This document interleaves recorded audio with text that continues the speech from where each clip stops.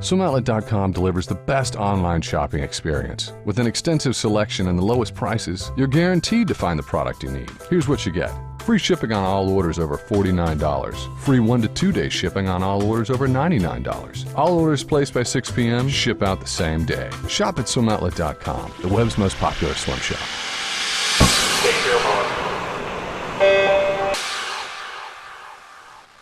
Welcome to a very special edition of the Morning Swim Show. I'm Jeff Cummings here at the American Swim Coaches Association's World Clinic in Las Vegas, Nevada. Sitting next to me is Australian Olympic swimmer Andrew Lauterstein. Andrew, thank you for joining us today. Thank you very much for having me. So what brings you here to Las Vegas? Well, I'm actually here working for Engine Eyewear, Engine Swim from Australia. So we're exhibiting down in the back left-hand corner, and it's been a really exciting week where we've been able to show off a lot of our products that we offer to the Australian market, and now with Rock Santos, being employed full-time here in the US, we're bringing Engine to the US market, and it's something that we're all really excited about. And you're kind of the poster boy for Engine. Everywhere I see Engine, it's you. How do you feel about having your face up on everything? To be honest, it's pretty embarrassing. I've been overseas for the last 3 months, and I was in pretty good shape when this photo shoot was on, and to have to talk about the products and to be pointing at my six-pack as I was 2 weeks out from Olympic trials, and then comparing my body then to what it is now after 3 months on the road, it's a pretty stark difference. Well, I don't think anybody really minds too much. I just go, yeah, that was me, and I'm going to get back there one day. Yeah. Well, you got to go to London, not as a swimmer this time.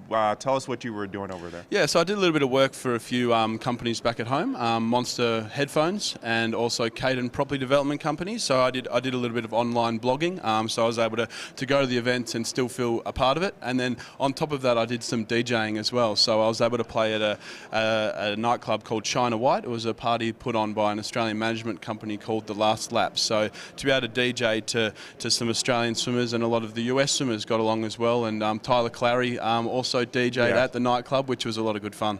That must have been really interesting. I mean, that sounded like you were probably busier than you were if you would have been a swimmer. Yeah, I was flat out. I was waking up every morning, jumping on the tube, getting as much footage as I could of athletes. I was handing out headphones to key Australian athletes, and then trying to double that with a little bit of a holiday as well, and then catching as much action not only in the pool but then also the triathlon, the marathon, getting to the track, and I also saw some basketball. So after 2 weeks of the Olympics, I was pretty exhausted. I'm sure you were. Well, let's get viewers caught up on your past Olympic experience. 2008, you won 3 medals. I believe it was bronze in the 400 free relay, silver in the 400 medley relay, and bronze in that 100 fly. Yeah. Now, obviously, everybody around the world remembers that 100 fly for that amazing touch by Michael Phelps. Yeah. And it kind of seems like, if I were to ask people what are your thoughts of that 100 fly, that's what they think of. But probably was it like that back in Australia when you came home and showed off that medal? To be honest, it was. The way I described the race was, the 100 fly where it didn't look like Michael Phelps won, but he beat Milorad Cavic. Yeah, well, I got third in that race. And they're like, oh, you're in that race? Good on you. And then I say, oh, yeah. And then I out-touched Ian Crocker, the world record holder, by the same margin as what Phelps got. Yeah. Cavic was the .01. So it was an amazing race to be part of. And I was on the dais with Phelps for his 7th and 8th gold medals in Beijing. So to be standing next to him on the podium, and then to do the lap of honour and be able to throw my flowers to my parents was something really special. Well, just really thinking about it, all 3 of your medals, you were part of some pretty historic moments. Yeah. I mean, obviously you weren't, I guess your name wasn't really a part of them, but you were in the water when they were happening. I mean, what do you think about all that? Yeah, it's pretty crazy upon reflection. Michael Phelps is the most amazing athlete of all time, and to be part of something that special was something that at the time I was almost on cloud 9, so I took it for granted. But upon reflection, it's life changing, and something that I'm really proud of now. That I may be hanging up my swimmers. I'm still haven't got back in the water since Olympic trials 3 months ago. But if I'm waiting for the pool to call me back. I don't want to get back in the water if I don't want to get back in the water. Right. But if at some stage I do want to get back, I want to do it for the right reasons, which is to go to the Olympics. So 4 years time, time in Rio. I've given myself a good little holiday here with London, Berlin, Croatia, now in Vegas. So you know, I've stretched my holiday time out, so it could be time to either get serious with work or get back in the pool. Or you got to get that six-pack back. No, exactly right. That's not going to come lightly. Well, I mean, even if you don't get back in the pool, which I'm sure all of Australia is really hungry to maybe see you back in there. I mean, you got maybe a future career as a DJ. I know Tyler Clary has really thought that could be something he might want to do. Yeah, it's a nice thing to be able to, you know, on the weekend to go out and play the music that you like and make a little bit of cash on the side. So if it is getting into production of music and then DJing and then also being tie that hand in hand with the work that I'm doing at Engine, mate, I'm not going to complain, that's for sure. Not at all. Now, the Australians did very well in Beijing. A lot of medals won there. Very few medals won in London. I know you weren't on the team, you weren't around them per se, but what is your opinion about why Australia didn't swim so well in London? I think the expectation of the Australians, the expectation of the Australian team and how well all the other countries were going to perform were exceeded. I think a lot of other countries were really able to step up and they took their performances to a whole nother level. Whereas the Australians, if you were to look across the board, were relatively the same times as what they did at the trials, if not a little bit slower. So possibly that pressure cooker environment that the Olympics is, a lot of them weren't able to cope with that, and then whereas the other countries really stepped up. So if that's got to do with the amount of racing that's been going on by the Australian team, or if it was, you know, the length of time in the preparation leading in towards London, or, you know, I'm not sure what it is, and they're going to have an inquiry into possibly why those results weren't as good as what we saw. But in saying that, you know, we still had the girls win the 4x100, and we had some really good performances from Alicia Coots winning the 5 gold medals, and then, you know, James Magnuson was that .01 away from gold medals. And if you